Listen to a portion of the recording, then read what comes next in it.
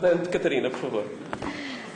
Então, boa noite a todas e a todos. Eu peço imensa desculpa, não tenho um filme para tornar estas coisas mais agradáveis, mas os filmes da Gulbenkian são interessantes. O António Pinto Roberto não está cá hoje, é pena, pensou-se nisso. Mas esta coisa do tão perto, tão longe, destas curtas, muito curtas, foram feitas num projeto que é ele que dirige, o Próximo Futuro, e diz uma coisa aqui que é interessante e é sobre isto que eu quero falar, e portanto já agora digo uma coisa que tem a ver com o programa dele, ele não está aqui ao lado, faz de conta, que é: em qualquer lugar do mundo, numa tentadora monocultura global, assistimos a uma acelerada uniformização dos hábitos, gostos e culturas, em que as experiências do cotidiano se tornam cada vez mais indiferenciadas. Entre a memória e o cotidiano, 20 realizadores foram convidados a realizar filmes que fizessem essa ponte entre uma coisa e outra. Eu tenho uma questão sempre muito presente naquilo que é a atuação que tem a ver com política cultural e que tem sido o cerne da minha atividade nos últimos tempos, que é o facto de, em Portugal, nós sermos os mais inovadores dos inovadores. Nós estamos na crista da onda da vanguarda no que diz respeito às políticas culturais. E isto tem sido um problema. Nós estamos completamente imersos na globalização, temos uma percentagem de presença na nossa vida de tudo o que é a produção global de entretenimento e de cultura muito superior a qualquer país europeu. Estamos, portanto, muito mais ligados ao mundo. Temos, do ponto de vista do que é a cultura apoiada pelo Estado, não temos uma discussão grande sobre se os nossos cânones ou não, que as pessoas veem, são muito, por exemplo, paternalistas ou europeus, muito centrados na cultura europeia só tradicional, com todos os seus problemas. Não temos os debates sobre o machismo dos cânones, não temos nada disso porque nós não temos cânones a serem apoiados pelo Estado. E, portanto, o que nós temos, acima de tudo, do ponto de vista da criação cultural, é o que está nas franjas. E, portanto, como discutimos as franjas, não temos que ter os grandes debates que se têm no resto da Europa sobre o que são os cânones. Estamos, portanto, na vanguarda tecnológica. Somos o país da Europa que mais depressa digitalizou os seus cinemas, todos de uma vez. Uma razia completa que matou praticamente todos os cineclubes e todos os cinemas independentes. Chama-se isso os monopólios, como a Zone Luz ao Mundo, que é o nosso monopólio que inseriu isso. Não temos companhias residentes nos teatros nacionais. Não discutimos, portanto, se devemos ver ou não Gil Vicente, qual é o papel do Shakespeare, do Cervantes ou do Molière na construção de uma ideia de Europa ou de cultura, ou de outros quaisquer mais modernos. Não discutimos qual é o papel do Ibsen, não discutimos nada disso. Não há companhias residentes. Os teatros nacionais acolhem as companhias independentes para as suas experiências mais de vanguarda. Temos um teatro lírico que também faz muitas experiências de vanguarda e que tenta não nos saturar muito com a sua orquestra sinfónica, que tem bastantes músicos. Temos uma companhia nacional de bailado que faz cada vez mais dança contemporânea porque os bailarinos estão cada vez mais velhos. E, portanto, nós estamos realmente na vanguarda de tudo o que é cultura. Do ponto de vista do património, também não nos preocupamos muito sobre como é que o património deve ou não ser reconstruído, sobre quais são as camadas do património. Salazar decidiu que todas as muralhas deviam ter ameias, porque é o que está na nossa bandeira, pôs ameias em todas as muralhas e, a partir daí, até agora, não tem havido dinheiro propriamente para fazer nada sobre o património e, portanto, aqui estamos nós. Temos todas as muralhas, mesmo as que não tinham com ameias, e não se fez muito mais e não há muito mais debate sobre isto. Estamos, portanto, num país bastante avançado. Isto tem alguns problemas. Não temos... não temos, portanto, os debates de política cultural que há noutros países. E não vemos ninguém em Portugal a ficar muito aflito com o facto de, neste momento, o património está a cair aos bocados, com o facto das bibliotecas não terem livros novos já há uma data de anos. Aliás, ninguém reparou que isso está a acontecer. Com o facto dos museus fecharem cada vez mais cedo ou cada vez mais dias. Com o facto de haver cada vez mais partes de coleções que não se podem visitar. Com o facto de haver cada vez menos criação artística. Com o facto daquilo que se vê ser cada vez mais pobre, com menos atores em palco ou com menos bailarinos. E nunca ninguém se perguntou porque é que em Portugal o monólogo é uma forma tão importante, que é o extraordinário, não há mais nenhum sítio. Eu dei por mim muito recentemente a ver um espetáculo de uma companhia de que eu nunca gostei e adorei ver o espetáculo porque tinha montes de atores em palco. E as saudades que eu tinha de ver atores em palco. Tinha umas saudades monstras de ver atores em palco, de ver figurinos bem feitos, com o dinheiro que é preciso para eles serem bem feitos, e um cenário como deve ser. Isso só aconteceu porque eu fui ver a companhia mais subsidiada de Portugal no Teatro Nacional, com a produção dos dois, e portanto é uma ocasião única que de vez em quando acontece. Portanto, quando se quer ver alguma ideia que é mesmo feita, com os meios que é preciso aproveitar estas pequenas oportunidades. Não é verdade que em Portugal, na dança, se gosta de fazer cenografias que são só feitas com luz. É mesmo porque não há dinheiro para fazer cenografia. Não é verdade que os atores gostem de fazer peças com baús e uns panos. É mesmo que não há dinheiro para mais.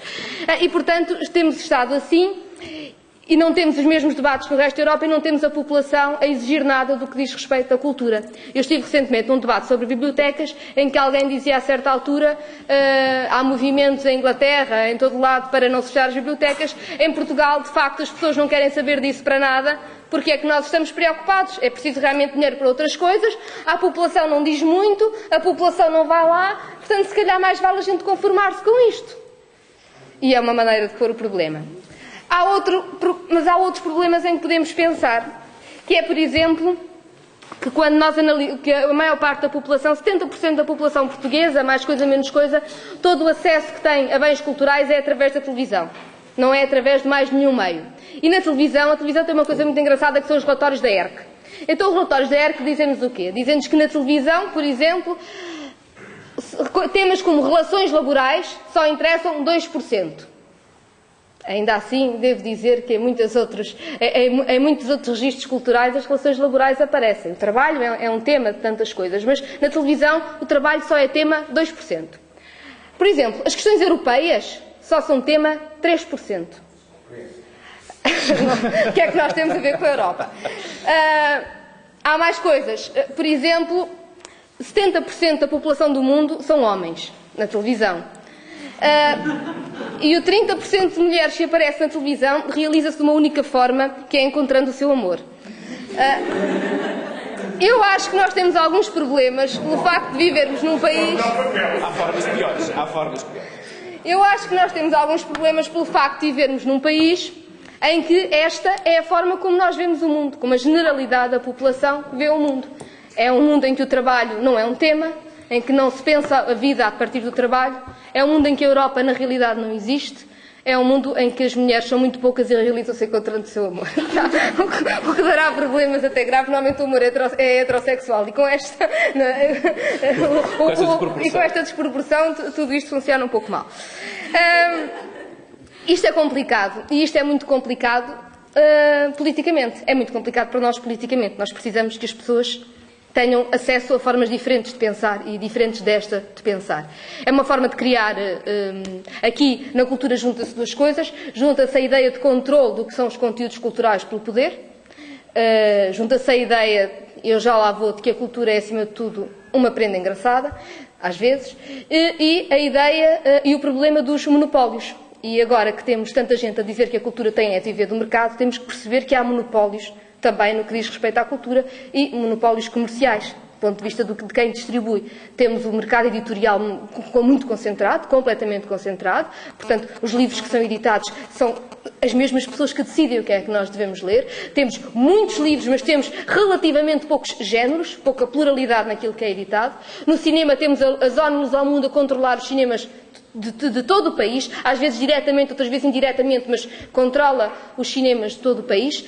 E mesmo do ponto de vista do entretenimento, do espetáculo, temos 2 ou 3 grandes produtoras que nos fazem espetáculos grandes como lá fora no estrangeiro e que são exatamente como lá fora no estrangeiro o mesmo tipo de títulos que vendem depois exatamente o mesmo tipo de produtos associados. E depois no meio não temos nada. E o que acontece é que no resto da Europa, seja por legislação, seja não por legislação, mas por hábitos já com centenas de anos e que nós não tivemos, nós temos uma coisa que é aquilo que se pode chamar serviços públicos de cultura, que é aquela ideia de que as povoações devem ter bibliotecas, por exemplo. É uma ideia revolucionária em Portugal, que as povoações devem ter bibliotecas. Há também aquela ideia de que as povoações devem ter centros culturais com exposições, devem ter museus, devem ter espaços com palcos para artes performativas. Tudo isto são ideias completamente revolucionárias em Portugal. Embora haja, é certo, bibliotecas, museus e teatros. O que se passa, e porquê é que isto é revolucionário, é que nós temos um capítulo muito bonito na Constituição do 73 ao 76 que fala dos direitos culturais e ficamos por aí. Ou seja, depois de termos artigos gerais na Constituição que falam dos direitos culturais e que dizem que toda a gente tem acesso à cultura, que o Estado deve preservar o património e que, em colaboração com as associações e os agentes, não usam termos, não sei qual é o termo, mas em colaboração com as associações culturais e populares, etc., o Estado assegura o acesso à cultura, depois não temos absolutamente mais nada, a não ser regulamentos de concursos para financiar.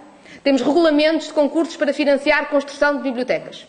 Já tivemos, agora está parado, este também já parou, interessante, porque acabou o dinheiro, mas nos últimos anos.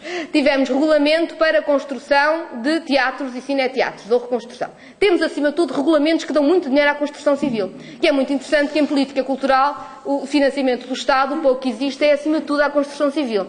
Nos últimos tempos, isto tem estado um bocadinho mal, porque a construção civil também anda mal e, portanto, também deixámos de construir bibliotecas e teatros, seja o que for. O que acontece é que temos regulamentos para a construção, mas não temos nada que nos diga como é que as coisas funcionam ou se devem funcionar. O que nós temos na cultura é um limbo em que o Estado Central, com as autarquias, acorda se vai ou não construir. Se vai ou não construir uma biblioteca, se vai ou não ter um teatro, se vai ou não ter um museu. Não é obrigado a ter. Em Portugal é possível existir um distrito inteiro, sem uma única biblioteca, sem um único museu, sem um único teatro, e não há nenhuma lei que diga que isto não pode acontecer em Portugal. Porque não há nada que diga que uma população tem direito a exigir qualquer equipamento. Não existe nenhum distrito, mas existem vários concelhos.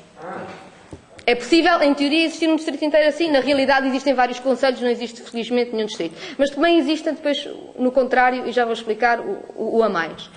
Mas não há nenhuma ideia de que é preciso ter. E a construção depende, obviamente, dos acordos entre o Estado Central e as autarquias.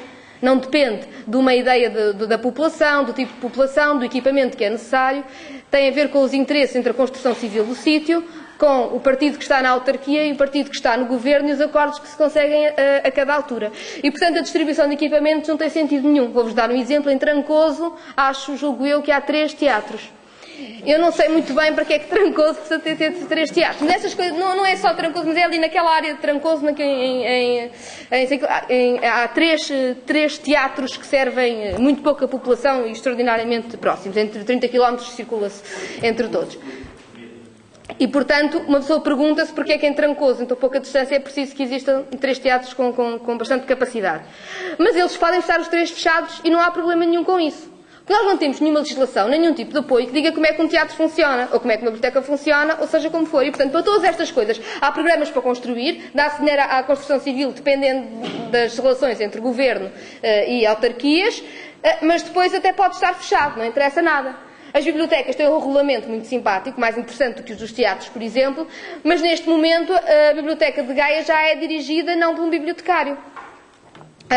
Como no Porto. No Porto, Almeida Garrett esteve mais de 3 anos sem atualizar as coleções. Estamos a falar de cidades grandes. Que pensemos de cidades pequenas. O espaço infantil da Biblioteca de Gaia está fechado ao sábado de manhã. E a pessoa pergunta-se para que é que serve uma biblioteca. E o problema é que depois dizem-nos, mas as pessoas não exigem e noutros países as pessoas vão à rua. O tramado disto é que as pessoas vão à rua nos países em que sempre tiveram. Ou seja, nos países em que já temos, como na Inglaterra, há 120 anos, bibliotecas centrais, locais, polos comunitários, as pessoas vão para a rua quando lhes fecham as bibliotecas. Em Portugal não se está a fazer nada e estamos a assistir às coisas, às poucas que existiam a ir abaixo. E isto é muito complicado, este discurso, por 2 razões. Uma razão é política e é de fácil contestação, é muito simples. Ninguém quer perder um território que é tão bom para a chantagem e para o favor. A cultura é um território fantástico. É o território da inauguração, é o território do artista bem comportado e do diretor de museu bem comportado, que ou é bem comportado para ter apoio e para poder trabalhar, ou não é bem comportado e não tem dinheiro.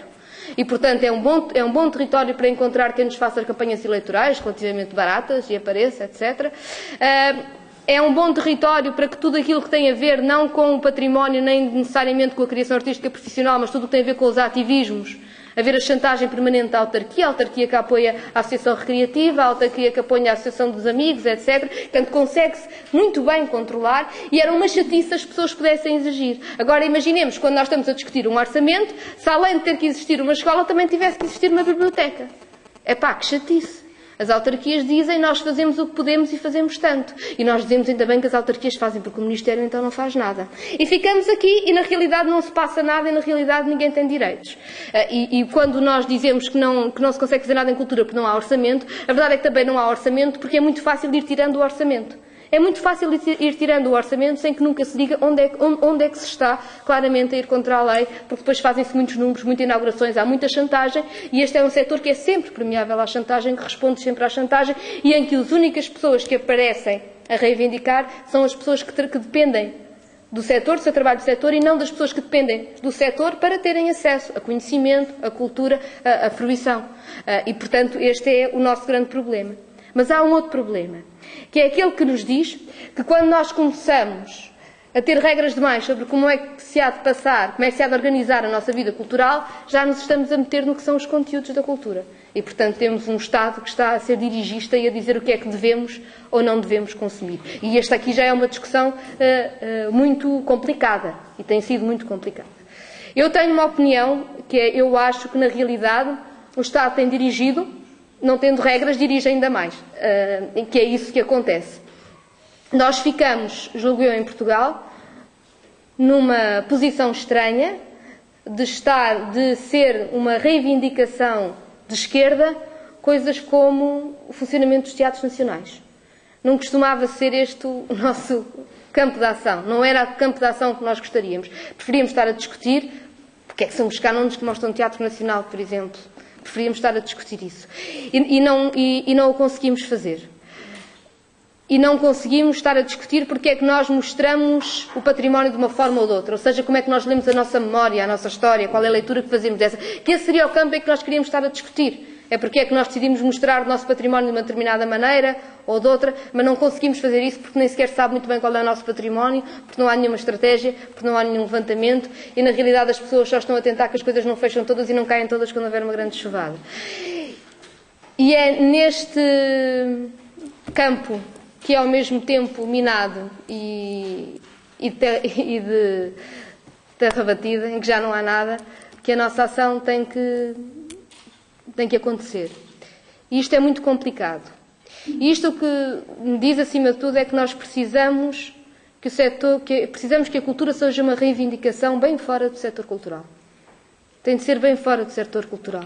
Tem de ser uma reivindicação de quem acha que há serviços públicos que nos dão acesso a coisas. Precisamos de escola pública, precisamos de Serviço Nacional de Saúde e precisamos de serviços públicos em cultura.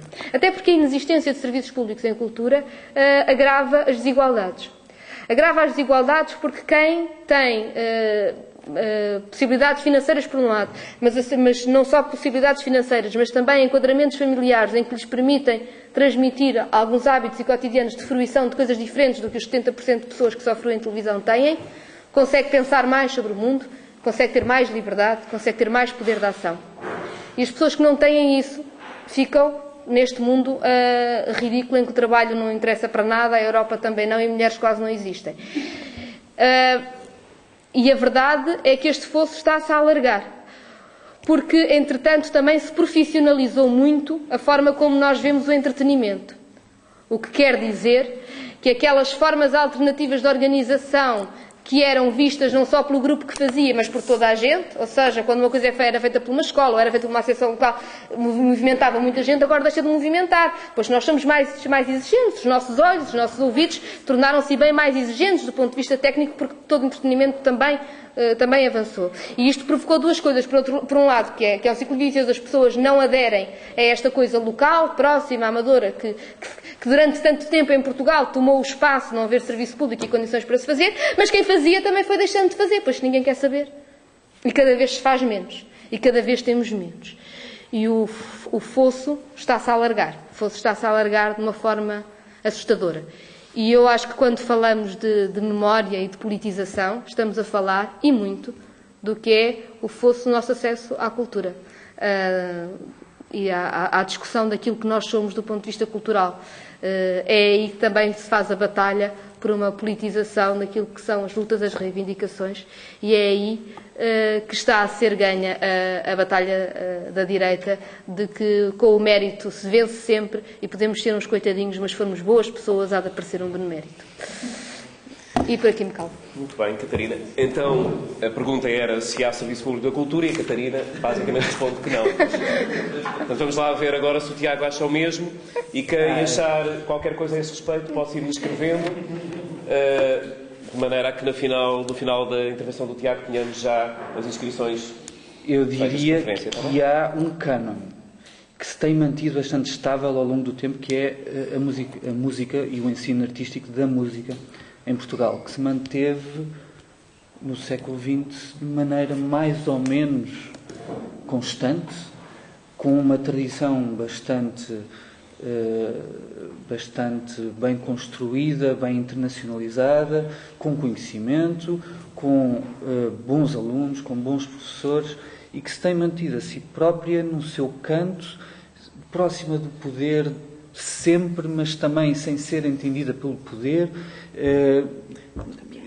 sendo um motivo de prestígio da classe, digamos, alta, mas ao mesmo tempo sendo o principal acesso público ao ensino artístico, sendo que não haveria grandes escolas privadas ou para além do ensino público ou de acesso ao ensino artístico, e quem fornecia as orquestras do país era o ensino público, de maneira que sempre se manteve esta tradição, passagem de geração em geração, e continua até hoje numa relação muito entre mestre, ainda muito carpintaria, entre mestre e aluno, muito humano, muito personalizada, passagem de tradição e de ritual cultural de geração em geração. Isso é uma coisa que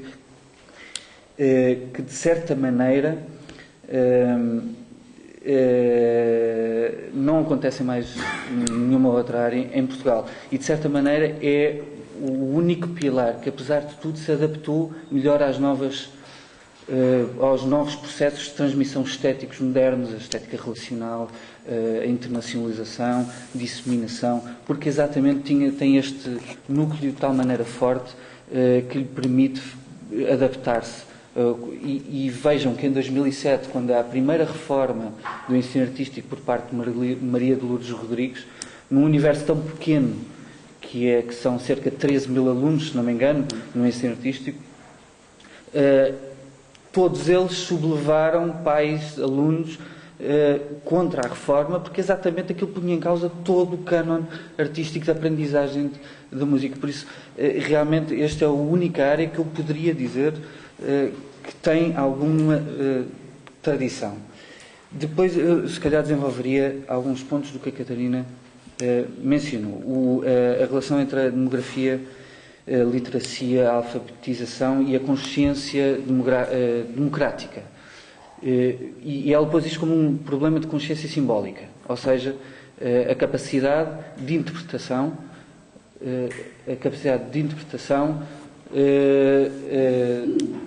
da sociedade, de si próprios, a capacidade mimética, por aí afora.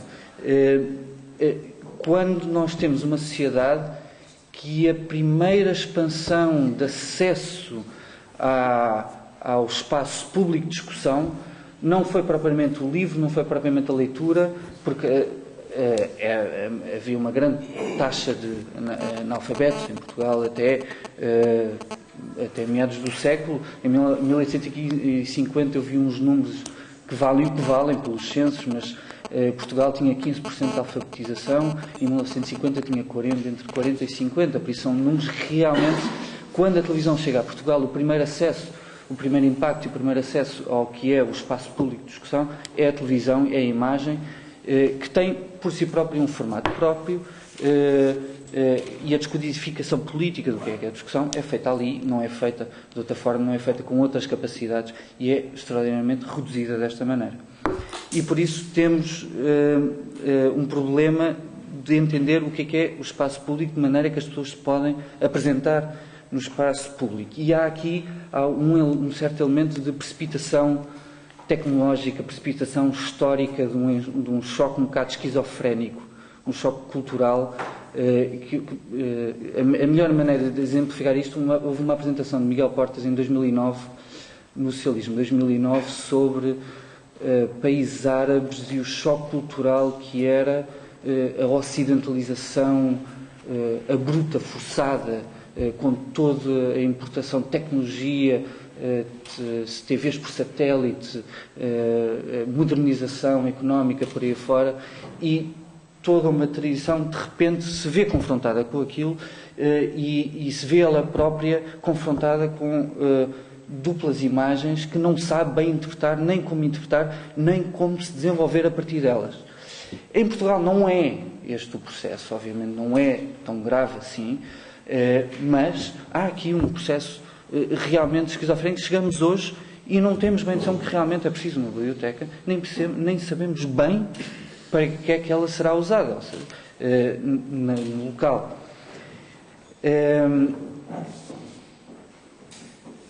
O Feijó falou há pouco de não há cultura de intervenção. E eu tentaria desenvolver um pouco sobre isso, porque estamos a falar aqui do papel da política da arte. Onde é que é o lugar da política da arte? E vivemos tentando dar um bocado o trajeto, o que é hoje em dia, onde é que a arte se coloca. De repente, todo este choque, desde a crise financeira, do neoliberalismo avançado, a crise de financiarização brutal, a crise, as pessoas, o corte de salários, despedimentos, a arte que parece que retomou, depois de décadas de um certo ceticismo, de nós não desistimos de fazer aqui qualquer processo pedagógico, de ensinar às massas, que elas aparentemente não estão disponíveis para aprender connosco.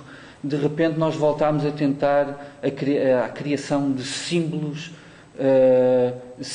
que desconstroem a realidade, expõem o contraditório, expõem o dissentimento, tentando criar uma nova vaga, ou seja, uma superação da arte pela arte. Retornando, e aqui é o processo esquizofrénico, retornando aos processos miméticos que a arte, durante o século XX, os processos artísticos tentaram acabar. Ou seja, tanto no teatro, tentando pôr o público dentro do palco, todos estes processos tentam desmascarar o que é mentira e o que é verdade, tentando juntar tudo numa grande festa da exposição humana. De repente temos aqui um processo artístico esquizofrénico que tenta desconstruir, tenta novamente fazer este processo pedagógico. Muitas vezes há obras de arte que pegam em grandes símbolos de companhias, Coca-Colas e por aí afora, e os expõem de maneira grande, ou de maneira a tentar que as pessoas percebam que há ali algo de intolerável, há algo por trás do símbolo que não pode ser tolerado e temos que reagir como sociedade contra eles. E é um novo processo que não sei bem de que maneira se irá gerar. Também deixo aqui para discussão. E, por último, a Catarina falou das indústrias culturais, da forma como elas se impõem no nosso país. E eu falaria do processo da legitimação de financiamento público para a cultura. Como é que isto se geriu ao longo do século XX e como é que estamos hoje? Que argumentos é que foram usados? As políticas culturais aparecem ligadas ao Estado de Providência.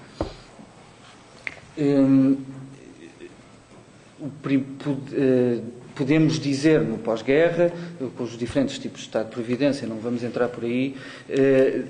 Temos em França o primeiro Ministério da Cultura nos anos 50, com André Malraux, que faz os primeiros projetos de disseminação, fruição, com a criação de infraestruturas por todo o país, com a criação de escolas artísticas. E este modelo depois é mais ou menos adaptado pelos diferentes países. Os Estados Unidos, pelo contrário, têm um processo de financiamento indireto através do NEA, de financiamento através de impostos e mecenáticos, mas na prática acaba-se por ser sempre financiamento indireto ou indireto do Estado. E os argumentos usados eram mais ou menos, eu tentei aqui resumi-los. Há 4 argumentos que tentavam criar uma legitimação no público de que deveria ser feito um investimento, um bocado sempre à defensiva. Isto é uma característica particular. Os argumentos que o Estado usava para justificar este investimento eram sempre um pouco à defensiva. Mas 4 argumentos. O primeiro é uma lei de microeconomia. Quando eu encontrei isso, soube que havia uma lei de microeconomia para justificar o investimento da cultura, fiquei... Existe uma lei. Por isso, isto para o debate do dia-a-dia é muito útil. Lei Bauman-Bowell. As leis da economia têm aquela vantagem de que nem sempre se aplicam. Exato. E esta tem algumas falhas, mas é útil. E esta diz que, dado que o valor do salário, isto muito resumidamente, dado que o valor do salário é definido pelos setores mais dinâmicos da economia, e dado que as artes formativas são, na sua grande maioria, definidas pelo capital humano, e que não há avanços produtivos que se possam fazer nas artes produtivas, exceto no cinema, e mesmo aí, de certa maneira, não é o líquido que se possam fazer, então, se o salário é definido, o setor da cultura não consegue acompanhar o setor mais dinâmico, logo não consegue acompanhar a progressão do valor salário, nem consegue recuperar isso através da diminuição do fator de trabalho ou da hora de trabalho, por aí fora. Logo, é defensável que o Estado tenha aqui um papel regulador e tente intervir de maneira a conseguir manter este setor viável. Depois, o princípio do bem público, a utilidade que um indivíduo retira de um bem não diminui a utilidade que outro indivíduo também retira deste bem. Logo, é defensável que o Estado garanta a sua difusão por todos. O argumento de um mercado ser incapaz de definir o real valor de um bem cultural. Ou seja, há elementos, características do bem cultural que não são monetarizáveis. Ele dá isto ao nome de merit goods, e deste ponto de vista é defensável que o Estado garanta, seja o garante da criação artística diretamente. E por último, o argumento das externalidades positivas, e aqui hoje o Zé Guilherme falava das vantagens competitivas que o salário indireto dava, hoje ou ontem, e aqui as externalidades positivas têm alguma relação, que é todas as externalidades positivas que a criação de um ambiente cultural bom, por assim dizer, alegre, dinâmico numa cidade, e a atração de negócios que isso cria, por exemplo, cria externalidades que não são calculáveis, e por isso o financiamento ou a sua manutenção não devem ser o ónus de um único agente económico e devem ser garantidas pelo bem público. Estes foram, mais ou menos, os 4 argumentos que mantiveram até aos anos 80 o investimento, o argumento bem seguro de que o Estado devia garantir um investimento na cultura como uma política cultural pública. Temos nos anos 80, nos anos 70, a crise deflacionária por aí afora, que estão aqui mais economistas a explicar melhor do que eu, mas começa a aparecer uma corrente política que põe em causa o papel do Estado, o Estado de Previdência, por aí afora, e a cultura vai por arrasto.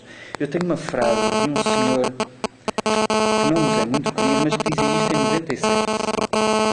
Vivemos atualmente numa dupla crise normativa, dominada pela crítica ao intervencionismo político e pela celebração ideológica da liberalização e da participação civil, e uma crise financeira com o jogo precário entre fiscalidade, endividamento e austeridade. Isto é de Augusto Santos Silva, em 97. É falado sobre um estudo das obrigações do Estado no setor cultural. É engraçado que isto aparentemente não serviu para nada. Mas isto reduz mais ou menos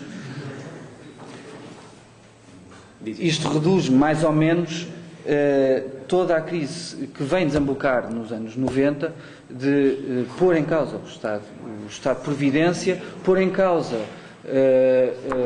deslegitimar o investimento do Estado na cultura, e de repente desapareceram os argumentos para haver um investimento do Estado na cultura. Foi assim uma certa hegemonia. Chegamos então a 2005, 2006 e eis começa a surgir o conceito das indústrias culturais. E começa a ganhar força a Comissão Europeia.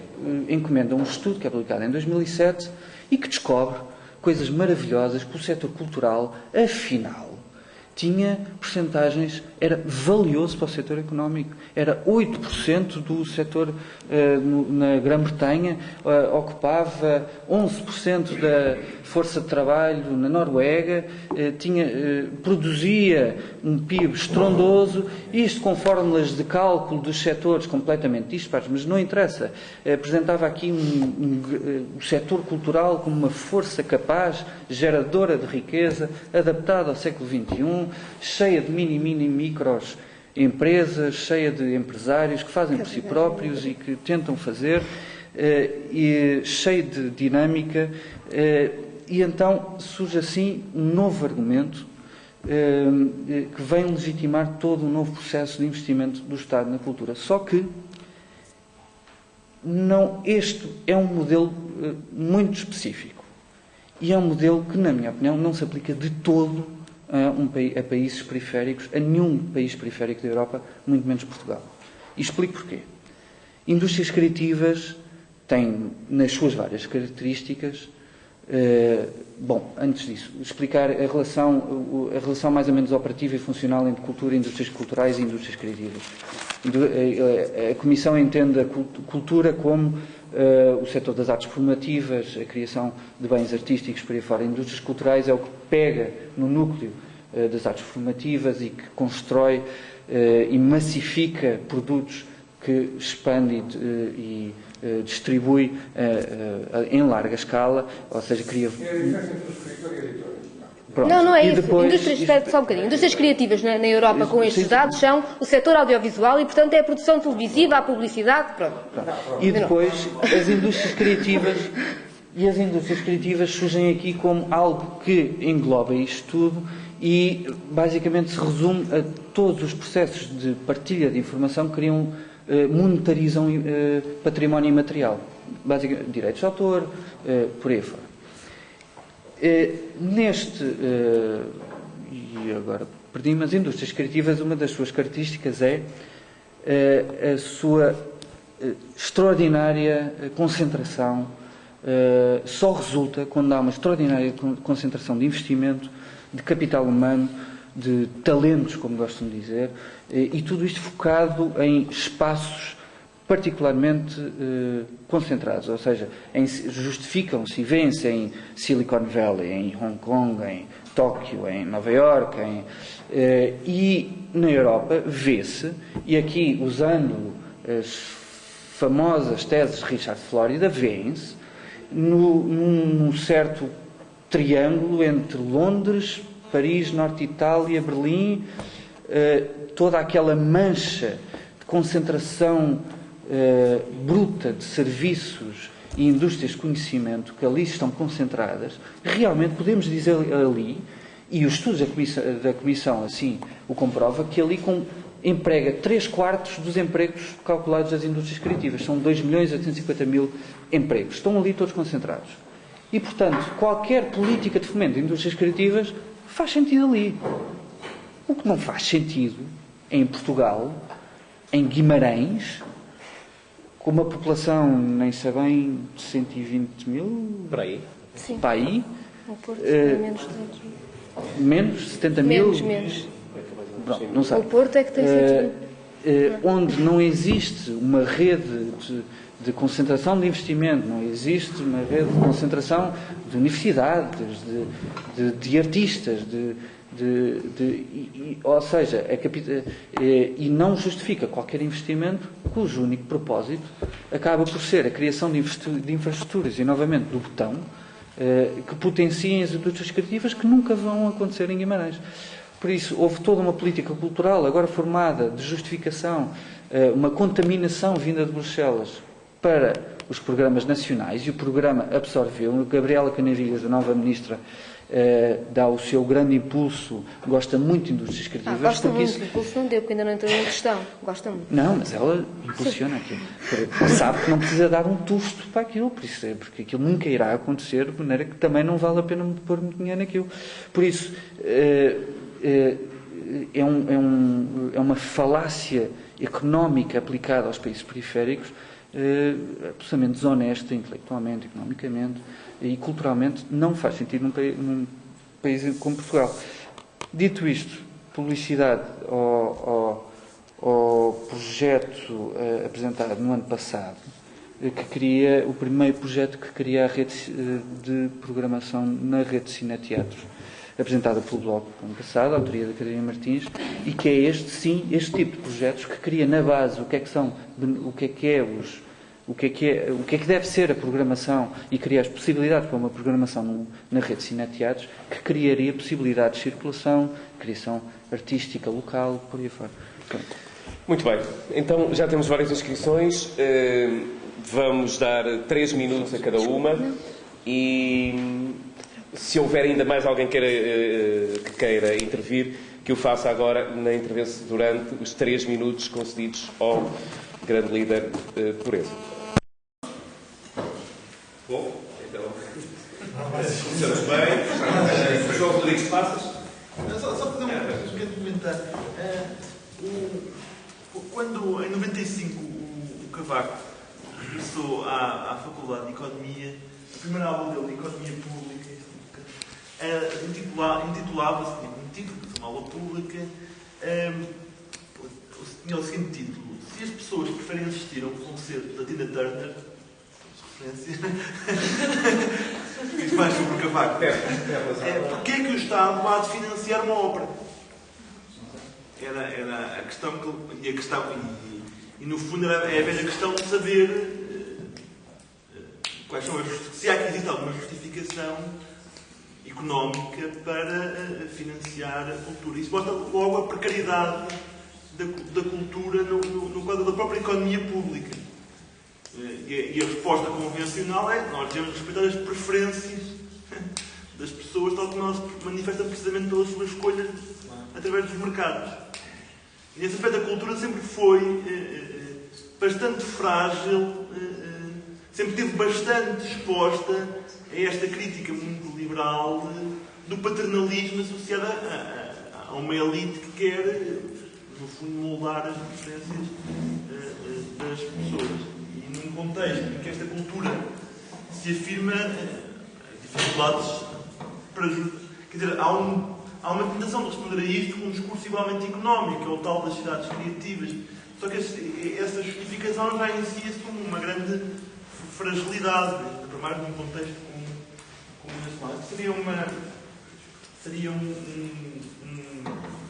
primeiro ponto sobre a fragilidade da cultura. Agora, quando nós observamos, Catarina expôs aqui um quadro muito pessimista, quando nós observamos, quer dizer, a evolução dos equipamentos e da utilização desses equipamentos, não é só o facto do país ter apetrechado, é também a evolução dos consumos culturais. Eu sei que há aqui nestes indicadores, há chamados consumos culturais, não é? Muita coisa muito diferente. Portanto, há aqui uma grande heterogeneidade. Mas o que é facto é que há um aumento muito assinalável, não é, destes consumos culturais. Englobam coisas muito diferentes, mais ou menos comerciais. Portanto, quer dizer, até que ponto, essa é a minha questão, é que o discurso que é real da crise do financiamento público à cultura e da crise, até que ponto é que estamos assim, face a períodos do ponto de vista comparativo com a história, tendo em conta a história do país, não é? No quadro em que a cultura foi sempre muito parente pobre, até em termos orçamentais, é que estamos assim tão pior. Muito bem. Eu queria fazer uma pergunta à Catarina, que é o seguinte: o que é que acha se é trágico. Eu tenho lido em alguns jornais, de vez em quando vão falando já nisso, tudo expresso, devido à crise, nos próximos anos, no retorno da cultura ao MEC, ao Ministério da Educação e ao único Ministério. Eu lembro-me que há 20 anos já foram meus patrões, o MEC, não sei se tinha também o ensino superior, mas era o Ministério da Educação e Cultura. Se pensa que, e lembro-me que na altura, penso eu que a cultura era um irmão menor do Ministério.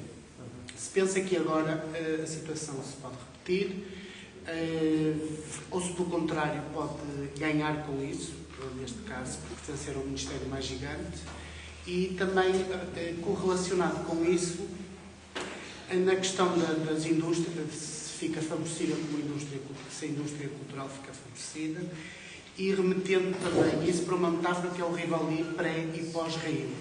Ou seja, o que fazer à cultura? Pré-Rio, uma indústria cultural menos acessível às massas, e pós-Rio, esta cultura popular laferiana também, que no meu entender não dignifica muito, ou não será nova cultura. Mas como é que se poderá arranjar um meio termo entre o rentabilizar e ter alguma qualidade? Eu já digo alguma, já não digo qualidade, digo alguma ao mesmo tempo. De que maneira é que este círculo, né, isto pode ocorrer? Mas interessa-me sobretudo isto do MEC, de voltar a ver um MEC outra vez, segundo eles dizem, para justificar, digamos, a poupança nos próximos anos. Miguel, eu tenho uma pergunta que é também uma perplexidade, que tem a ver com uma área que está com o pé na cultura e com o outro pé noutros sítios, que é a questão das políticas da memória. Eu não sei como é que a situação está relativamente à recomendação que foi aprovada em 2008 no Parlamento, que eu no outro dia tive que passar os olhos por ela, e é de facto um processo muito engraçado, porque o Estado compromete-se a apoiar os arquivos, quando sabemos hoje o estado de alguns arquivos, compromete-se a ter políticas de cooperação com os países africanos, nomeadamente com o Cabo Verde, por causa do Tarrafal, que está a cair de podre, compromete-se a observar os programas, os manuais escolares na parte dedicada à ditadura, compromete-se a fazer um museu no Aljube, que, ao que sei, está a caminhar muito lentamente. E aquilo que eu pergunto é, em primeiro lugar, como é que isso está, e se nós não temos que reequacionar essa temática da memória histórica também de uma maneira não só patrimonialista, mas que chama as dinâmicas sociais também para o assunto. Basta pensarmos que no Paguem em Memória foi um movimento criado em 2005 precisamente para protestar contra a hipótese da sede da PIDE ser transformada num condomínio de luxo. Que o que é? Portanto, uma verdadeira derrota que nos devia fazer pensar. Bem, mas a arquitetura é precisa. É sempre meio derrota. É não precisa.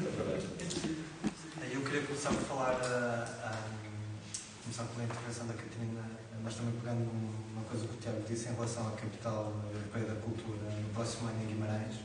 Eu estou na estrutura local do Bloco em Guimarães, tenho acompanhado essa questão e, de facto, o que está a acontecer lá é sintomático.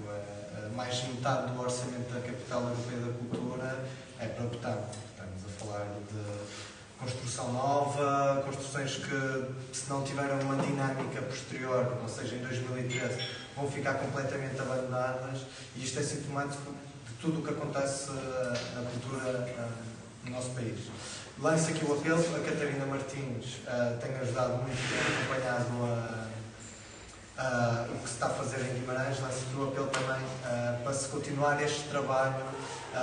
Até nós, como partido, teremos ali um bom palco para ter uma boa intervenção na área da cultura no próximo ano. Eu queria levar a minha pergunta também à área do financiamento. Hoje saiu uma notícia no Diário de Notícias, até está na primeira página, em que diz que isto se calhar mostra como o financiamento na área cultural muitas vezes não está bem distribuído, em que o Estado, em média, pagou cerca de 38 € por cada espectador, ou seja, em cada filme financiado um espectador saiu 38 euros por chat. Eu não li a notícia, não sei se as contas estão bem feitas, estava na primeira página do Diário de Notícias, ou seja, até que ponto é que nós aqui no financiamento temos o Ministério da Cultura que dá algum financiamento, depois temos também as autarquias que gastam não sei quantos milhões em concertos para o Tony Carreira e noutros retalhos. Não, é verdade, isto saiu tudo do dinheiro dos contribuintes, não é? Como é que nós podemos alterar isto e reformar este sistema de financiamento? E por outro lado também gostava de lançar outra pergunta. Falou-se aqui um bocado, por exemplo, e será só um exemplo, como é que nós também podemos apoiar setores como a literatura ou como as artes plásticas, a cultura, etc. Muito bem. Eu estou inscrito, só queria uma nota, porque como estávamos aqui a falar de algumas experiências associativas de gerações anteriores, lembrei-me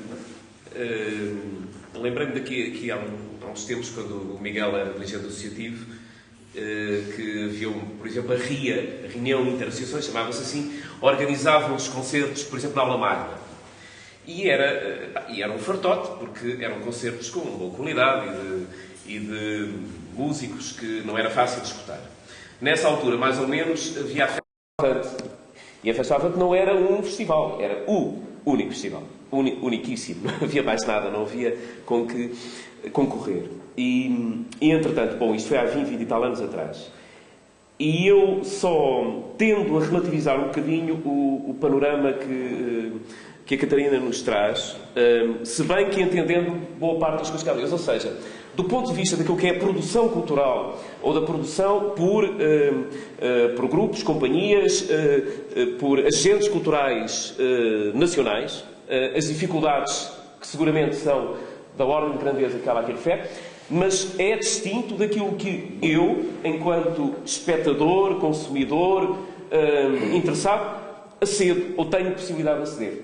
Eu, por razões até profissionais, acompanhei mais, nessas alturas, as publicações de espetáculos e de culturais, etc. Eu tenho a sensação que após Lisboa 94 houve uma mudança muito grande, e se calhar estou demasiado focado em Lisboa, enfim, mas na oferta cultural da cidade, na oferta continuada. Penso que aquela terá sido um momento. Mas, enfim, depois teve outros. Mas a oferta hoje, mas eu creio que é noutras zonas do país também, é impressionante do ponto de vista da quantidade de concertos que podemos ter no mesmo dia. Nem sei como é que há público para tantos, e no entanto a maior parte deles esgotam. Muitos deles esgotam. Eu falo de concertos, como falo de teatro, ou falo de espetáculos, ou de exposições que abrem, enfim. Isto é, porventura, grande parte disto são coisas importadas, chave na mão, e, portanto, há pouca incorporação nacional. Eu gostava que a Catarina e o Tiago, eventualmente, pudessem explicar isto um bocadinho melhor, mas, por exemplo, e só por falar em publicações, Lisboa tem uma Time Out, que a boa parte das capitais europeias não tem. A Time Out é uma revista prestigiadíssima, e o Porto também a tem, curiosamente. E é muito difícil encontrar à escala, com a dimensão, com a população que tem Lisboa e o Porto, e, no entanto, têm não só conteúdos, como têm publicidade que é paga, exatamente, e é por isso que a revista existe, não, por inúmeras, não sei se... do que instituições do Estado. Não, também por anunciantes... As fundações com dinheiro do Estado. Anunciantes, não, ok, talvez também. Não, mas anunciantes, Sim, não. E porque as publicações vivem, neste caso, de uma lógica que está para além disso, não é? E que está para além do dinheiro do Estado. Tem a ver com a publicidade que os anunciantes nelas investem, e a maior parte deles são privados. Tenho a sensação disso. Posso estar enganado, mas se tivesse um time-out na mão, podíamos aqui olhar com mais atenção. Mas só para ver onde é que estão as contradições, provavelmente isto é um pouco mais complexo e, portanto, enfim, são essa a parte. Mas, sei lá, eu há umas semanas atrás estava no Funchal e reparei que não há um cinema na cidade do Funchal. Não há um cinema. Há 2 centros comerciais fora da cidade, porque, por sinal, ali, felizmente, até são fora da cidade, tá? E que passam 2 ou 3 filmes, mas absolutamente fora. Quer dizer, não há no centro, em lado nenhum da cidade. E, portanto, provavelmente, o exemplo que a Catarina há pouco aludia de concelhos, ou concelhos, no caso, muito populosos, ou capitais de distrito, como é o caso ali, ou capital da região autónoma, e, no entanto, a coisa é assim, não é? Se calhar se fala de cinemas, porventura, teatros, a oferta também é muito curta, não é? Muito limitada. Miguel Portas. Eu gostei muito da descrição, aliás, bem mudada, das tragédias nacionais que a Catarina fez, e depois dos complementos do Tiago. Agora, eu partilho parcialmente da observação do Hugo Gélio. Embora haja grandes diferenças de setor para setor. Quer dizer, a área da música popular acho que é um território de tal modo específico que, de facto, determinou uma, digamos assim, em que houve uma interação entre a oferta e a procura que transformou completamente o mercado, nomeadamente em Lisboa, e nos mercados de festivais durante o verão. Esse processo começa realmente no início dos anos 80. Consolida-se em 94 e em 98. E, portanto, é um produto que fica. E que tem força induzida bastante para continuar. Acho que não é comparável em mais nenhum outro setor da mesma forma. Embora seja verdade que, apesar de tudo, Lisboa tem, mais do que o Porto, instituições de oferta cultural qualificada em áreas ditas minoritárias, das exposições, estamos a pensar na Gulbenkian, no Centro de Arte Moderna, depois ali no Centro Cultural de Belém, etc. Portanto, há uma rede de equipamentos de primeira grandeza que sustentam essa oferta. E acho que, desse ponto de vista, Lisboa não é repetível com o resto de coisa. Portanto, mas com matizações, eu acho que, isso é verdade, isso apesar de tudo, dá emprego, é se calhar das coisas que permite que empregar ainda um razoável número de trabalhadores de funções mais ou menos especializadas. Agora, as minhas dúvidas são outras e gostava de vos fazer perguntas. Com essa radiografia mais ou menos trágica ou humorística que foi feita, a pergunta que eu faço é: que ideias novas é que realmente nós temos para além de uma espécie de retorno ao que nunca verdadeiramente tivemos, mas que tem muitas vezes que ver com os modelos franceses,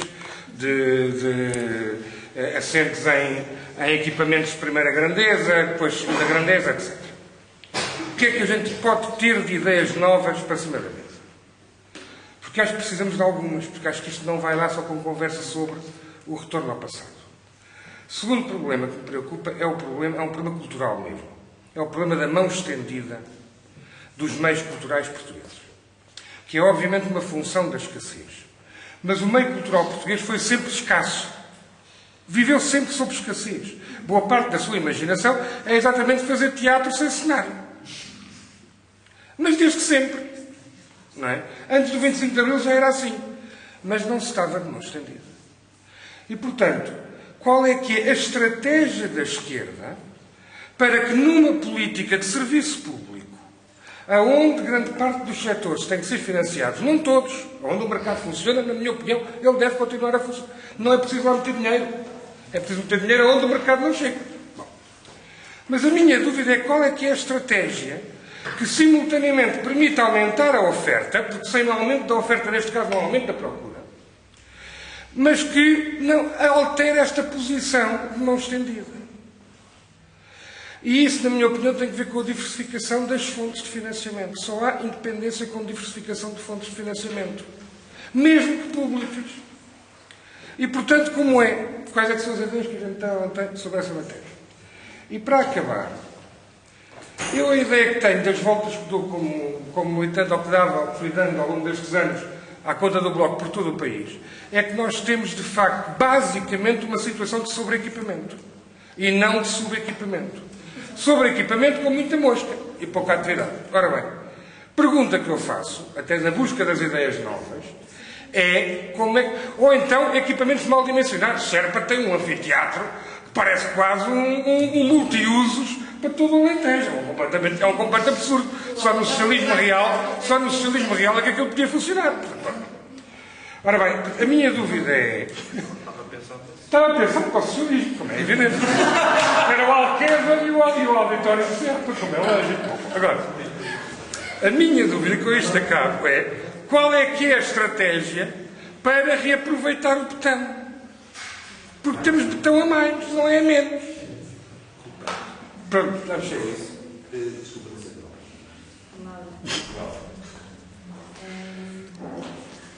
gostava de introduzir aqui um ponto que é a importância que a cultura tem para as mudanças sociais. E eu acho que nós estamos agora a assistir a um excelente exemplo, que é a música dos de Olinda. Se por vezes as pessoas não se lembram da cultura, é certo que a arte e a cultura lembra-se sempre das pessoas, e esta... É isso a política. E esta é uma das provas, porque se as pessoas, e neste caso vamos ligar à música, e esta música em específico, estão habituadas a ouvir uma música que se calhar tem ritmo, mas não tem muito mais além disso, agora está realmente a surgir um movimento de músicos que está a querer implementar uma música de intervenção. Isso é essencial, porque o que me leva a crer que 12 de março poderá ser de facto o início de um movimento que será mais forte no futuro é precisamente o de ter a música ao lado. Porque se antes eu poderia não acreditar, agora acredito. E porquê? Porque tem música. Porque tem música. Porque tem música do lado das pessoas. Aqui o nosso líder está um bocado mais surdo que a dúvida. Miguel, isto está a ser indireto. Nosso líder não é surdo. Não, mas um país só. Depois até sabe que eu já me convido. Desculpa lá. E a ideia de que a arte nos mostra aquilo que nós vamos querer e não aquilo que nós queremos, é de facto a prova disso. Ela está-nos a mostrar o que nós vamos querer. Nós não vamos querer o que está a acontecer agora. Nós vamos querer o que a Diolinda nos anda a falar há uns tempos. Isso é essencial. Outra coisa é... há uma ideia que eu não sei, porque sinceramente ainda não pensei sobre isso, mas tive agora uns bons minutos de reflexão, que é a cultura tem que rentabilizar. Isso para mim é muito estranho. Eu vejo a cultura como um investimento da parte do Estado. E acho estranho que se exija à cultura que ela tenha que rentabilizar. E é uma questão que eu pergunto. Ela tem que rentabilizar? É isso. Muito bem. Então, devolvemos aqui a palavra ao Tiago e à Catarina. Começa o Tiago. Ok. Então... posso só fazer uma desculpa? O meu amigo... Eu queria, agora já não quero... Mas então faz favor. Não, estava aqui a pensar, quando quis fazer a pergunta e depois passei por causa da intervenção do Tiago. Eu estava a tentar fazer uma espécie de mapa que tem percorrido estas várias sessões desde ontem à noite, a propósito justamente dos bons e dos maus. Portanto, aqui ontem ficou claríssimo, não é? Portanto, o mapa, a partir da intervenção do Luís Fazenda e da minha própria intervenção, ficou definitivo. Não sobre isso não reserva. Portanto, os maus são os liberais e os bons são não sei, são os homens de boa vontade. Não, agora, indo ao sério, nesta área especificamente, parece-me ser muito claro que o mapa, assim, de uma maneira muito grosseira, é feito da seguinte maneira. Há um lado da atitude, ou do comportamento, ou da visão da cultura que é pautado por duas posições essenciais, ou povoado por duas posições essenciais. Uma que é a das indústrias culturais, e, portanto, se quisermos, o lado liberal da coisa tem como um dos pés o discurso das indústrias culturais e tem como outro dos pés o discurso da subsidiodependência. Portanto, este é o lado, digamos assim, dos maus. A cultura consagrante tem que ser subsidiodependente. Pois, é para o povo, é que tem que ser o mercado. Pois, exatamente. Portanto, o discurso que faz isso, sendo certo que eu não sei se vocês estarão de acordo, a Catarina e o Tiago, Mas, ao contrário do que acontece nos outros setores de que aqui falámos hoje, educação e saúde, ainda não chegou o tempo, não sei se vocês estão de acordo, ainda não chegou o tempo de os privados poderosos encontrarem na cultura um negócio apetecível. E, portanto, ainda não há... Já chegou? Pronto, então vocês depois vão falar um bocadinho sobre isso, porque valia a pena eu perceber um bocadinho de que é que se faz isso, que então o texto estava um bocadinho estranho. Mas depois, do lado dos bons, dos homens e mulheres de boa vontade, qual é o discurso? Eu acho que é o discurso dos direitos culturais, como direitos, e, estranhamente, é o discurso da liberdade de escolha. É o discurso da liberdade de escolha. O que introduz no nosso raciocínio, no meu raciocínio, alguma dificuldade. Alguma dificuldade. Porque, como já foi dito esta tarde aqui por alguns dos meus camaradas, eu sou mesmo contra a liberdade. E, portanto, muito mais então, a liberdade de escolha, propriamente dito. Não, mas quer dizer, acho que a liberdade de escolha no sentido efetivo de termos a possibilidade de escolher géneros literários, de escolher estéticas, de escolher discursos, de escolher essas coisas. E que isso, portanto, se faz da prestação de um serviço público que nos permite, efetivamente, escolher e não da uniformização de escolhas em função daquilo que são estéticas canonizadas pelo mercado, como é óbvio. Não é? Pronto. Não sei se o mapa é exatamente este, mas gostava de perceber qual é a vossa reação em relação a isso. Esta curtíssima reflexão à volta do azul, eu muito estendida. Justificação da ópera. O João Rodrigues começou por falar nisso na Tina Turner e nas alegações do Cavaco em 95. A justificação da ópera e a justificação da cultura. Não é por acaso que eu disse que os argumentos económicos eram defensivos. É que os argumentos para a cultura são culturais. Não há aqui grande volta a dar. Não são económicos. Nunca foram, nunca vão de ser. A justificação da ópera, dou-te uma primeira justificação. Está sempre cheio. Tem sempre público. Não perde. Ou seja, se estamos a falar de públicos, então podemos dizer que um sítio como a única casa de ópera nacional do país está sempre cheia. E não é por acaso. Para já é 10 vezes mais barata do que ir a um espetáculo de La Féria, o que também é representativo. É subsidiado pelo Estado, mas o La Féria também é. Para quem não sabe, o La Féria fez um contrato, ocupou aquele espaço no Porto, em que a Câmara lhe pagava o espaço, a eletricidade, a água, não sei o que, não sei mais, e ele explorava aquilo com negócio garantido que a Câmara ainda tinha que proporcionar alunos para irem ocupar os espetáculos, mas é que aquilo era um negócio da China. Tens mais justificações das externalidades económicas. A ópera é um negócio, tem um orçamento que era de cerca de 12 milhões, agora desceu muito. A produção operática tinha cerca de 9, 10 produções até 2008 por ano, produções da casa, ou seja, encenadas no teatro, com orquestra, com um encenador, com um coro de ópera, por aí fora, um coro, e agora foi reduzida a 2.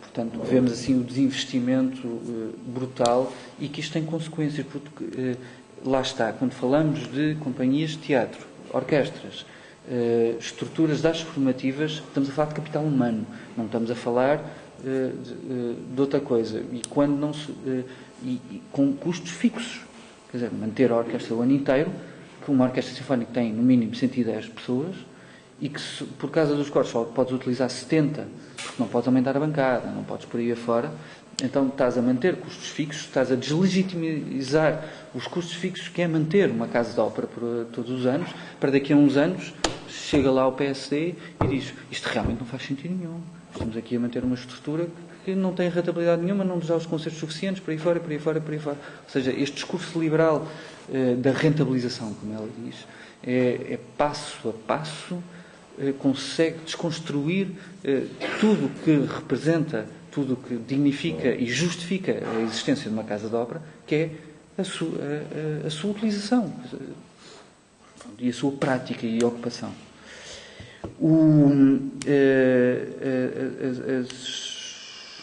Quando falávamos, o Miguel falou disso, as autarquias e o investimento nacional, para termos uma noção do que é um investimento nacional e um investimento autárquico. 200 milhões de investimento central e cerca de 400 milhões até 2007, 2008 de investimento autárquico. Agora desceu, inevitavelmente, até porque os programas europeus, o POC e o CREM, desapareceram e as autarquias ficaram com os grandes elefantes, tal como o Miguel disse, o de Serpa, que tem mais lugares do que a própria. Habitantes da freguesia, não é? Pronto, temos esses casos assim, e que não consegue, obviamente, utilizar, não consegue. E aquilo tem equipamentos fantásticos, tem vários, tem teia, tem por aí ali fora, daqui a uns anos está tudo aqui, vamos ter que gastar ainda mais dinheiro para reconstruir outro programa europeu para reconstruir e repopular.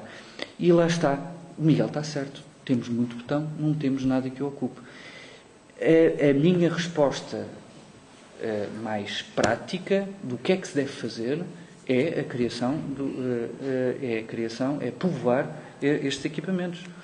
Ou seja, programas simples que permitam investimento com ajuda central, que não pode ser de outra maneira, as autarquias não têm capacidade para isso, ou então têm ajuda europeia, que permita às autarquias fazer uma programação autónoma, com direções artísticas, direções técnicas, é tal como as bibliotecas. Se fazem as bibliotecas e não têm bibliotecários, a coisa não funciona e não faz sentido. Por isso, autónomas que permitam criar um mercado interno em Portugal, que ainda não existe para todos os efeitos, que permita às equipas de teatro locais, amadoras e profissionais, terem um ponto de acesso onde podem ir ensaiar, produzir e apresentar as suas obras e daí circular na sua região e depois daí irem às cidades e daí internacionalizarem-se. Ou seja, este processo é impossível de fazer neste momento em Portugal. Não, é muitas vezes um processo de peditório, de tentar ir convencendo programadores aqui e ali que ainda têm dinheiro para conseguir fazer uns espetáculos até conseguir ir lá para fora. E voltamos neste momento a viver sempre na coisa de IPA Norte. Às vezes vamos para o Brasil, que agora há lá muito dinheiro, e tem lá muitos senados e apoios federais e centrais e por aí fora. É de repente o novo Rio de Ouro, mas queremos sempre ter uma política como se fosse no Norte da Europa, e não é essa a nossa escolha, tal como se viu, não é as indústrias criativas que nos vão solucionar o problema. Temos que encontrar soluções daqui. Depois disto, há um grande financiamento para a cultura, que é os próprios artistas. As pessoas não têm grande noção disto. Mas para além dos 200 milhões centrais, os 400 milhões autárquicos, ainda temos os artistas, muitas vezes andam permanentemente a cortar nos seus próprios salários, a endividarem-se, a receberem, pagarem no seu próprio bolso as refeições, o material, equipas técnicas e por aí fora, para conseguirem financiar as suas próprias produções, para conseguirem financiar as suas próprias deslocações. E a Catarina sabe isso melhor do que eu. Teve um teatro independente que se ganham 10 anos de experiência. A liberdade de escolha, tal como a Catarina disse, é essa a grande questão. Porque, tal como nós vemos, e aqui o caso talvez fosse a televisão pública ou não televisão pública. A televisão pública como garante de que pelo menos conseguimos alguma pluralidade na programação do que vem lá. Porque se nós formos ver, de repente, todos os outros canais generalistas, nós, tal como a Catarina diz várias vezes, e agora estou-lhe a roubar os argumentos, temos, se formos ver por áreas temáticas, obviamente que há diferentes áreas temáticas, mas esteticamente e de mensagem e de conteúdo, aquilo acaba por ser tudo mais ou menos a mesma coisa, formatado da mesma maneira entre os 3 canais jornalistas. Se não temos a televisão pública, não temos qualquer mecanismo de introduzir qualquer outra linguagem, qualquer outro entendimento, para além da menina que se namora com o cavalheiro e por aí fora. E depois já ficava aqui, para falar a Catarina. Eu não disse que nós tínhamos pouca oferta cultural. Eu disse que nós estávamos na vanguarda, e filo por alguma razão. Disse que nós não tínhamos cânon, que não tínhamos que discutir como é que o cânon existe ou não e deve continuar. Disse que nós não sabíamos como é que havíamos de pensar ou não o nosso património. Eu não falei de falta de oferta. Nós não temos falta de oferta de curto coisas para fazer na maior parte do país. Há sítios do país onde há falta de oferta, mas na maior parte do país é verdade, do ponto de vista da ideia de oferta, de abrirmos um jornal e termos uma agenda, as coisas estão lá. Agora não vamos a ser anjinhos e achar que a cultura é um mundo maravilhoso, em que não há interesses económicos e que, obviamente, se houver oferta, a oferta preenche as nossas necessidades e preenche uma ideia de emancipação, de conhecimento, de acesso à diversidade, que isso é uma coisa completamente diferente. E vamos então falar da televisão digital terrestre, que é para ver se nos entendemos. A televisão digital terrestre, em Portugal, a televisão é o principal fator de difusão cultural em todas as sociedades, incluindo a portuguesa. Na portuguesa, como temos menos ou não temos ideia de serviços públicos em cultura, a televisão assume um papel primordial. E para além de ter um papel primordial na difusão, a televisão assume em toda a Europa e nos Estados Unidos também, assume no nosso tipo de sociedades, como estão organizados, um papel primordial no financiamento da criação artística. Porque é através da exposição da televisão que se consegue financiamento, ou porque a televisão paga para se fazerem os produtos e, como o Tiago diz, os artistas autofinanciam-se de trabalharem para uns sítios a ganhar dinheiro para outros, porque há produtos que são pagos diretamente pela televisão. Entre todas estas formas, o grande financiador da cultura é a televisão, o grande difusor de cultura é a televisão. Nós temos a TDT em Portugal que entrou desta forma. Decidiu-se em Portugal, ao contrário da maior parte dos países da União Europeia, que a maior parte dos multiplexes da TDT iam ser da televisão digital terrestre, iam ser televisão digital terrestre paga. E que só iríamos ter um multiplex para a televisão digital terrestre não paga. Entregou-se isso à PT e a PT não implementou a televisão digital terrestre porque andava ocupada a vender o MEO. E como andava ocupada a vender o MEO, não vendeu a televisão digital terrestre e nós só vamos ter a televisão digital terrestre à última da hora, quando houver o switch-off europeu.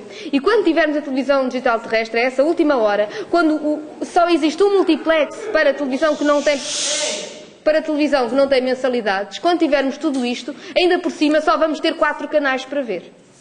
E, portanto, se há interesses económicos nisto, estão-nos a roubar todos os dias. Roubam-nos todos os dias a possibilidade de podermos ver de borla aquilo que nos apetecer e termos mais canais. Em Portugal, a televisão digital terrestre é o maior roubo que nos é feito do ponto de vista dos acessos aos conteúdos. Quase não há muito poucas frequências para canais abertos, que não se paguem mensalidade, e vamos ter os mesmos 4 canais que temos agora. É um assalto à mão armada. E é isso que acontece. Quando falamos de televisão e quando falamos das indústrias culturais, que é a televisão, que é a publicidade, mas que é também os concertos que são organizados, etc., grandes internacionais que circulam e os nacionais, etc., temos que perceber que eles vivem numa lógica de anunciante. Há duas lógicas.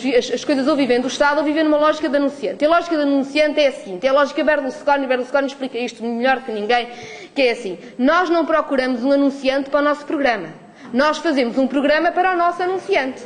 Certo? Portanto, quando nós organizamos concertos para uma marca de cerveja, estamos a organizar concertos para uma marca de cerveja. Não estamos a pedir a uma marca de cerveja para patrocinar o nosso programa de concertos que é tão bom. É este o tipo de coisas que acontece. Há, obviamente, aqui sempre zonas de sombra e zonas de fronteira. Mas quando temos um só tipo de produto, acaba por ser cada vez mais assim. E não podemos achar que na cultura estas coisas não acontecem e que é tudo um grupo de bons rapazes a tentar fazer o melhor pela oferta. E temos um problema grave, é que mesmo os setores que tradicionalmente podem viver do mercado, como a música popular, em Portugal, por nós não termos uma forma de manter aquilo, de manter uma ideia, eu não gosto de dizer uma ideia nacional, mas uma ideia local, de culturas, deste local, a globalização mata-as. A nossa indústria fonográfica está muito preocupada com a pirataria. E está muito preocupada com a pirataria porquê? Porque, ainda que eles tivessem uma projeção muito grande, nunca venderiam bilhetes suficientes de concertos, nem t-shirts suficientes para pagar o seu trabalho. Porquê? Porque o mercado deles é necessariamente mais pequeno. E quando no mercado deles, que já é necessariamente mais pequeno, o que entra é o mercado global e eles cada vez têm menos espaço, então acabam-se as possibilidades. E isto é um fenómeno que está a acontecer. Ou seja, mesmo aquela que era a indústria que aparentemente sobreviveria bem sem o Estado, na realidade sempre viveu com há alguma ajuda do Estado, porque, por exemplo, os concertos muitas vezes eram pagos pelas autarquias e agora deixaram de ser. Os concertos são uma coisa que mobiliza muita gente, fica muito caro, mas dá muito emprego. E a verdade é que quando as autarquias saem, nós não temos, os portugueses ganham mal. Não conseguem pagar bilhetes para vários concertos que paguem tudo. Portanto, havia ali uma ajuda do Estado que está a sair e está a transformar também este setor, que era um setor que até sobrevivia, que está a ter dificuldades novas.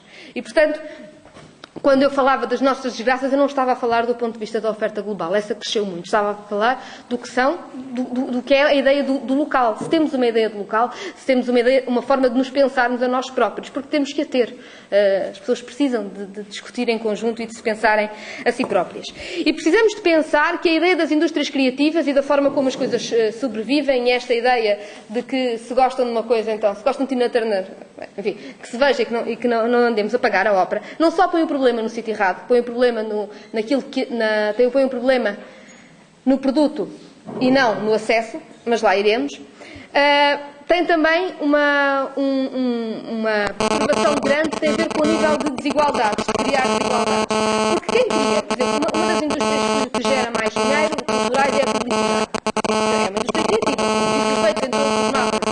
A publicidade, e a publicidade tem muitas formas, às vezes até tem formas de filmes, e às vezes até propaganda política também. Entre os filmes, quando foi da guerra do Iraque, os filmes que surgiram sobre umas invasões de alienígenas e grupos de adolescentes furiosos para salvarem o seu modo de vida. E, portanto, isto do que é a indústria, às vezes o entretenimento e a publicidade tem muitas formas e precisamos também de estar atentos a isso. Mas o que eu digo é, as pessoas contam-nos histórias. A Laura falava dos de Olinda, de como nós já temos uma canção, sentimos-nos mais fortes. A verdade é que nós sentimos mais fortes quando temos narrativas, quando temos histórias que nos ligam uns aos outros e que nos explicam a forma como um problema, uma situação, como nós próprios nos encaixam uns nos outros. Sentimos mais fortes. E quem faz publicidade e quem faz o cinema para o anunciante, na ótica do Berlusconi, na televisão, etc., o que sabe usar essas narrativas muito bem. Sabe usá-las, conhece. Publicitários que veem ópera, conhecem ópera, e todas essas outras coisas. E, portanto, sabem usar essas narrativas porque têm acesso a elas. O problema é, se a população não tiver acesso também a elas, não as sabe descodificar. E, portanto, come qualquer coisa. E, portanto, não tem capacidade de pensar naquilo que lhe é oferecido. E, portanto, nós não podemos estar só preocupados com a quantidade de oferta daquilo que se diz que são produtos culturais, temos que estar preocupados com a nossa capacidade de ter acesso aos nossos referentes de construção de narrativas, de construção de imagem, porque nós temos que ser capazes de ler uma imagem. Porque é assim que o mundo funciona, e só não sabemos ler, não sabemos descodificar, não percebemos aquilo que nos estão a dar, as armadilhas em que vamos caindo. É uma exigência básica. Nós temos que conseguir perceber as narrativas, temos que perceber as imagens que nos dão todos os dias. E é por isso que nós precisamos de cânones, por exemplo, para depois podermos bater neles e querermos que eles sejam diferentes. Mas precisamos ter acesso a essa forma de descodificar, de percebermos as referências. Eu vou dar um exemplo que, por absurdo, se percebe. Quando eu vi o primeiro Shrek, eu achei que aquilo não podia ser para crianças, porque aquilo se tomava como referência às histórias tradicionais. E na idade em que as crianças estavam, ainda não tinham as histórias tradicionais sedimentadas o suficiente para perceberem o humor do Shrek, certo? Ou seja, para mim tinha muita piada, porque eu via as histórias que eu conhecia tradicionais desmontadas. Para uma criança que ainda não tivesse, aquilo se calhar metade das coisas passava-lhe ao lado. E nós fazemos um bocado isso com tudo o que vemos. Depois criamos significados. Não somos capazes de descodificar, não somos capazes de questionar as coisas, porque não sabemos o que é que está por trás. Não aprendemos a ler imagens, não aprendemos a lidar com narrativas. E isso é um problema. Isso é um problema que tem a ver com a ligação entre a cultura e a educação, por exemplo. Eu não sei se me choca o Ministério da Cultura com o Ministério da Educação. Houve a ideia de que o Ministério da Cultura autonomizava, dava importância à cultura. Mas, a realidade, nós temos a experiência que o que fez foi guetizar a cultura. E o nosso grande problema na cultura é não só a guetização da cultura, do ponto de vista da nossa vida coletiva, mas depois também a guetização de vários níveis de fruição cultural dentro do setor cultural. Temos muitos problemas de guetização quando se fala de cultura. Já houve também Secretaria de Estado da Cultura dependente do Conselho de Ministros, na presença do Conselho de Ministros. Eu devo dizer que neste momento o Ministério da Cultura funciona um pouco como a Secretaria de Estado assim, porque depois, por exemplo, o Ministério da Economia toma decisões sobre museus, sempre tem a ver projetos museológicos sequer. E, portanto, na realidade, a gente pode dar os títulos que quiserem, mas as coisas ou funcionam ou não funcionam. E quando o Ministério da Economia decide fazer um museu de Escoches, ou quando o Ministério da Economia decide que o Museu de Évora de Artesanato vai passar a ser um museu de design, através do Instituto de Turismo, quer dizer, o que é exatamente o Ministério da Cultura não se percebe, não é chamado a uma série de decisões. O problema do financiamento, quando pensamos no financiamento e porque é que devemos financiar coisas que as pessoas não querem ver, tem a ver com o facto de estarmos a pensar nas coisas que estamos a financiar, em vez de estarmos a pensar no acesso. Tem muito pouco interesse nós tentarmos perceber se cada livro que é editado é interessante em si, ou se cada espetáculo que é feito é interessante em si, ou se cada filme que é feito é interessante de per si.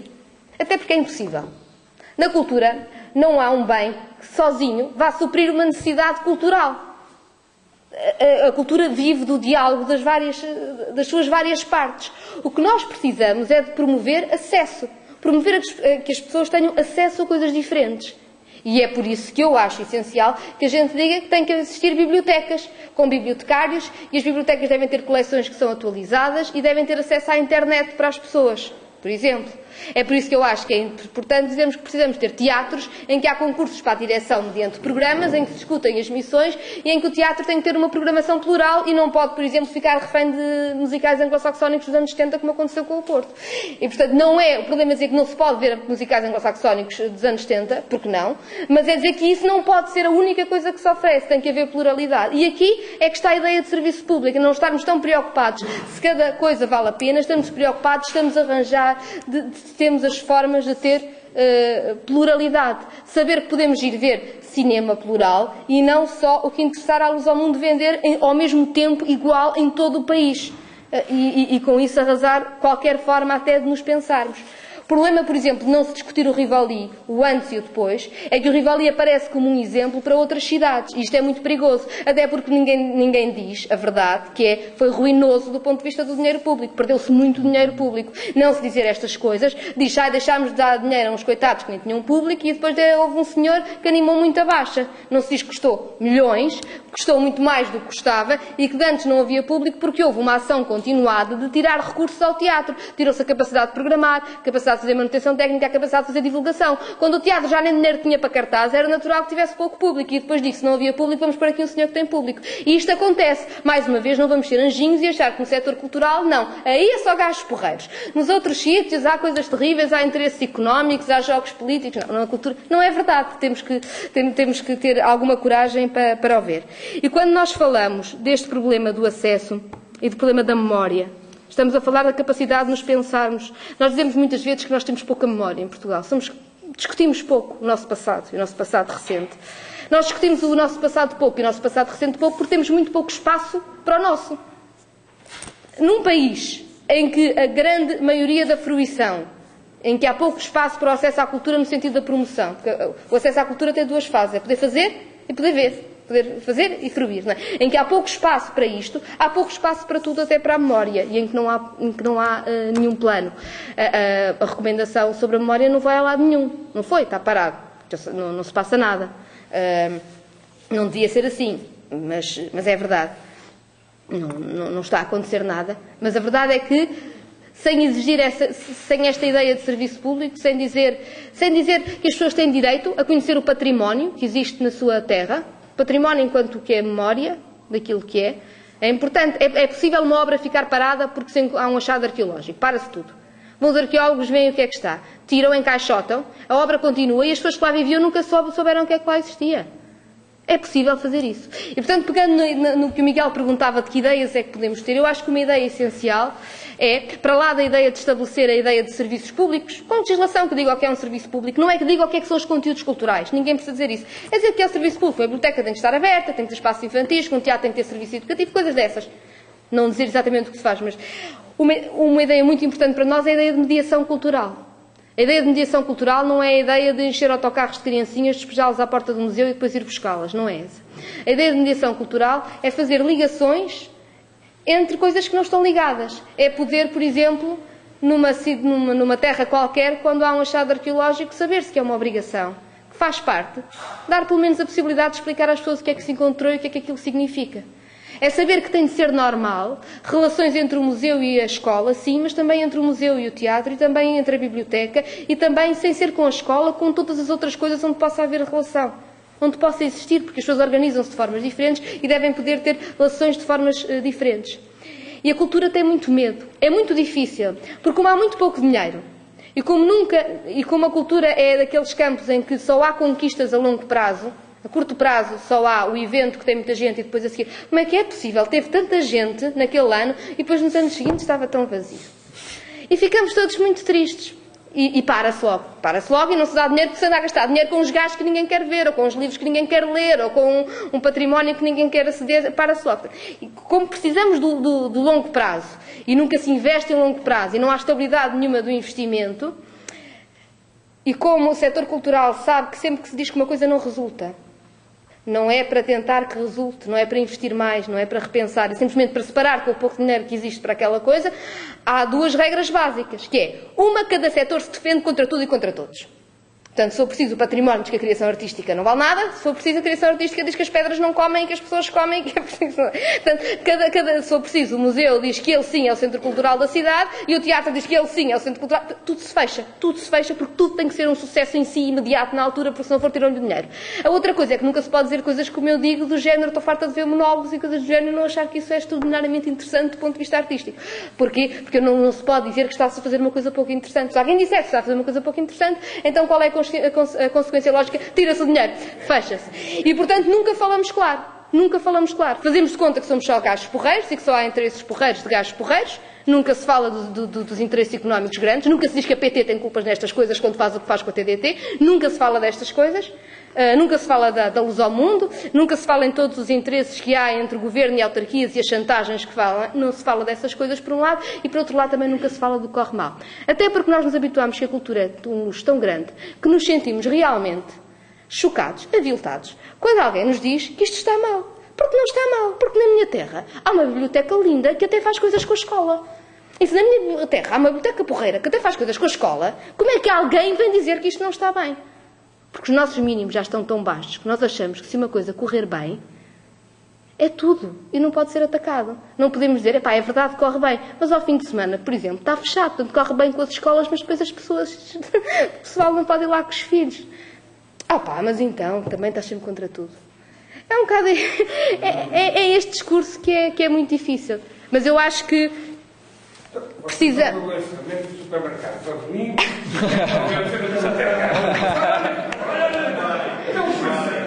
Porquê é que o continente há de estar fechado?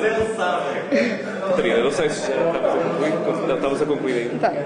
Não, eu só ia dizer, por exemplo, em relação aos financiamentos diversificados, uma coisa importante é que se houver regras, não há tanta mão estendida. A mão estendida há porque não há regras. E porque cada vez que se encontra uma via de financiamento, fecha-se outra. A Ministra da Cultura, por exemplo, disse que ia financiar a rede de teatro e cineteatros. Tirou o dinheiro do apoio à criação artística direta. Isto não tem sentido.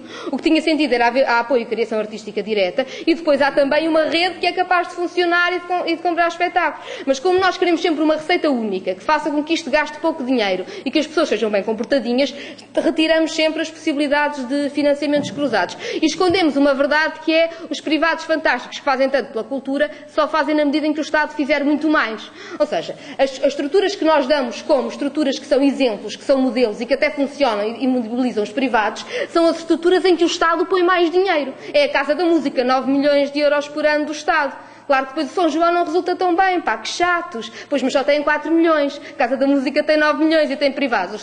O Teatro Nacional, o Nacional só tem 4 milhões. E nunca fazemos estas contas. Ou seja, há muitas coisas que são iniciativa privada tão bonita, normalmente têm mais dinheiro do Estado do que os privados todos juntos lá põem. E, portanto, estas coisas também é preciso começar a dizer e não achar que há uns que são exemplares porque são extraordinários e outros que andam sempre a pedir e não conseguem fazer, sem depois vermos qual é exatamente o orçamento que o Estado transfere para umas instituições e outras. Pois é, isto estava a ser muito interessante, mas fecha também. Amanhã, às 10 da manhã, teremos o Manuel Carvalho da Silva, comentado pelo Miguel Portas e pela Mariana Mortágua.